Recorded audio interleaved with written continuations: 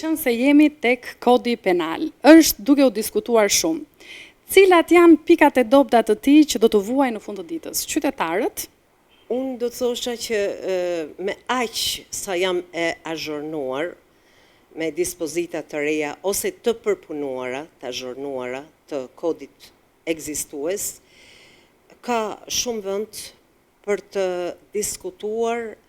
Ndoshta mund të kemi edhe momente referendumi, për arsye se ato prekin ndoshta pjesë të popullsisë që unë do mendoja që sikur ai komision që e ka hartuar, ndoshta ka harruar pjesët e popullsisë, por ka marrë ndoshta i është referuar edhe kodeve të huaja.